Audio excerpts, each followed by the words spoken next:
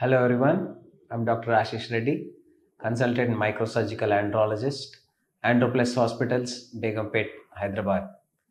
ఈరోజు మనం ఎజోస్పర్మియా అంటే జీరో స్పర్మ్ అంటే ఏంటి, ఈ జీరో స్పర్మ్ ఉన్న వాళ్ళలో ప్రెగ్నెన్సీ వస్తుందా రాదా దాని గురించి మనం డిస్కస్ చేద్దాం.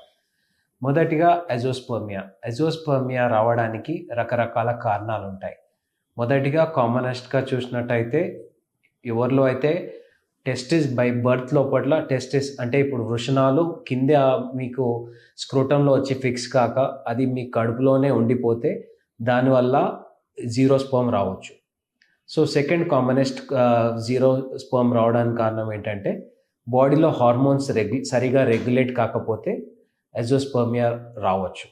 థర్డ్, లోపల స్పర్మ్ ప్రొడక్షన్ బాగానే ఉంటుంది కానీ బయటకు వచ్చే దారి ఏదైతే టెస్టిస్ నుంచి బయటకు వచ్చే దారి ఏదైతే ఉంటుందో అది యాబ్సెంట్ అని ఉండొచ్చు, లేకపోతే ఇన్ఫెక్షన్ వల్ల క్లోజ్ అన్న అయిపోయి ఉండొచ్చు.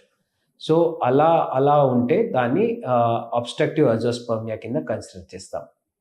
సో ఒకటి non obstructive azoospermia or obstructive azoospermia. ఇప్పుడు నాన్ అబ్స్ట్రక్టివ్ ఎజోస్పర్మియా గురించి మాట్లాడతాం.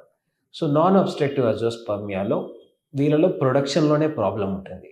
అంటే బ్రెయిన్ నుంచి మనకు వచ్చే హార్మోన్స్ ఏవైతే హార్మోన్స్ ఉంటాయో మేజర్ ఫాలికల్ స్టిమ్యులేటింగ్ హార్మోన్ కానీ టెస్టోస్టిరోన్ ఇలాంటి ఈ రెండు హార్మోన్స్ మన బాడీలో సరిగా రెగ్యులేట్ కానప్పుడు స్పర్మ్ ప్రొడక్షన్ అనేది జరగదు. సో వీళ్ళలో what is the plan of action అంటే వీళ్ళలో మనం ఏం చేస్తే వీళ్ళలో ప్రెగ్నెన్సీ వచ్చే ఛాన్సెస్ ఉంటాయి. సో ఆల్మోస్ట్ మోర్ దెన్ 50% కేసెస్లో ఈ హార్మోన్స్ ఏవైతే ఎక్కువగా ఉన్నాయో దాన్ని బేసిక్ ఒక లో డోస్ స్టిరాయిడ్ ఇచ్చి మనం ఈ హార్మోన్స్ని కొద్దిగా రెగ్యులేట్ చేయడానికి ప్రయత్నం చేస్తాం. ఇలా చేసిన కేసెస్లో కూడా మనకి నార్మల్ స్పర్మ్ ప్రొడక్షన్ రీస్టార్ట్ అయ్యే ఛాన్సెస్ ఉంటాయి. అండ్ సెకండ్ కేస్, ఎవరిలో అయితే లో హార్మోన్స్ ఉన్నాయో వీళ్ళలో లో హార్మోన్స్ ఉన్న వాళ్ళలో మేము రిప్లేస్మెంట్ థెరపీస్ అంటాము. అంటే వీళ్ళలో స్పర్మ్ ప్రొడక్షన్ రీస్టార్ట్ కావడానికి హార్మోన్ రిప్లేస్మెంట్ థెరపీ ఇస్తాము. సో ఇలా ఇచ్చినప్పుడు నాన్ అబ్స్ట్రక్టివ్ ఎజోస్పర్మియా కేసెస్లో స్పర్మ్ ప్రొడక్షన్ నార్మల్గా రీస్టార్ట్ అయ్యే ఛాన్సెస్ ఉంటాయి. Next obstructive azoospermia. So obstructive ఎజోస్పర్మియాకి one of the major causes ఏంటి అంటే టెస్టిస్ లోపల స్పర్మ్ ప్రొడ్యూస్ అవుతుంది, ఈ బయటకు వచ్చే దారి ఏదైతే అవుతుందో కొన్నిసార్లు ఇన్ఫెక్షన్తోనన్నా, బేసిక్ యూరిన్ ఇన్ఫెక్షన్ నుంచి అన్న కావచ్చు, ప్రోస్టేట్ నుంచి ఇన్ఫెక్షన్ నుంచి కావచ్చు. సో ఈ ఇన్ఫెక్షన్ వల్ల ఈ స్పర్మ్ బయటకు వచ్చే దారి క్లోజ్ అయిపోవచ్చు, లేకపోతే చిన్న అబ్స్ట్రక్షన్ అన్న ఫామ్ కావచ్చు. సో అలాంటి వాళ్ళలో ఫస్ట్ మనము దీనికి ట్రీట్మెంట్స్ ఏంటో చూద్దాం. సో ఇలాంటి వాళ్ళకి బేసిక్లీ ఫస్ట్ మనము లోపట్లో వ్యాస్ డిఫరెన్స్ ఉందా లేదా అనేది ప్రైమరీ టెస్ట్ చేస్తాం. సో ప్రైమరీ టెస్ట్ చేసిన తర్వాత వీళ్ళలో వ్యాస్ డిఫరెన్స్ ఉంది, సో వ్యాస్ డిఫరెన్స్లో అబ్స్ట్రక్షన్ ఉంది అంటే దాన్ని ఇమ్మీడియట్గా వ్యాసోగ్రఫీ అనే ఒక టెస్ట్ ద్వారా ఈ వ్యాస్ డిఫరెన్స్ అనేది పేటెంట్ ఉన్నాయో లేవో తెలుసుకుంటాం.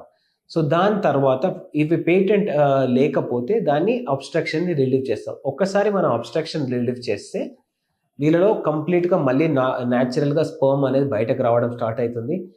మ్యాక్సిమం 3 months నుంచి 6 months లోపల స్పర్మ్ పారామీటర్స్ అన్నీ నార్మల్గా వచ్చేస్తాయి. అండ్ ఎవరిలో అయితే ఎజాక్యులేటరీ డక్ట్ అంటే బయటకు వచ్చి ఏదైతే ఎజాక్యులేటరీ డక్ట్ ఉందో అది అబ్స్ట్రక్షన్ ఉంటే దీన్ని ట్యూరెడ్ ఆపరేషన్ ద్వారా దీన్ని ఓపెన్ చేస్తాము. ట్యూరెడ్ అంటే ట్రాన్స్ యూరెట్రల్ రిసెక్షన్ ఆఫ్ ఎజాక్యులేటరీ డక్ట్స్ అంటాము. సో దీని ద్వారా మీ ఎజాక్యులేటరీ డక్ట్ని చిన్నగా కట్ చేసినప్పుడు మళ్ళీ స్పర్మ్ బయటకు రావడం న్యాచురల్గా నార్మల్గా జరుగుతుంది. సో ఇలాంటి వాళ్ళకి ఈ ఆపరేషన్ చేసిన తర్వాత మ్యాక్సిమం 3 to 6 months లోపల వీళ్ళు 100% నార్మల్ అయిపోతారు.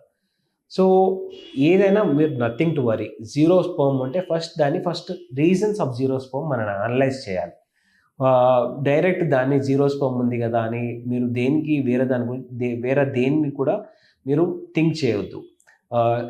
వీళ్ళ ఆల్మోస్ట్ 90% కేసెస్లలో జీరో స్పర్మ్ ఉన్నా కానీ డిఫరెంట్ మెథడాలజీస్ ద్వారా డిఫరెంట్ మైక్రో సర్జరీస్ ద్వారా మనం టెస్టిస్ని ఒక 35x మైక్రోస్కోపీ కింద మనం ఆపరేట్ చేసినప్పుడు స్పర్మ్ దొరికే ఛాన్సెస్ ఆల్మోస్ట్ 90%గా ఉంటాయి. సో ఇలాంటి వాళ్ళకు కూడా ఈ మైక్రో సర్జరీ ద్వారా మనకి చాలా హోప్ ఉంటుంది. మీరు డోనర్ స్పర్మ్ అని ఎవరైనా చెప్తే please always take a second decision or మాకు వచ్చి కలవండి. మేము చెప్తాము వెదర్ మీకు డోనర్ స్పర్మ్ అవసరమా, లేకపోతే మీ ఓన్ బయాలజికల్ చైల్డ్ మీకు ఇవ్వడం ఈజీయా అనేది వీ విల్ టెల్ యూ. ఇంకేమైనా డౌట్స్ ఉంటే please come see us at Androplus hospitals or కింద కామెంట్స్లో తెలియజేయండి. Thank you.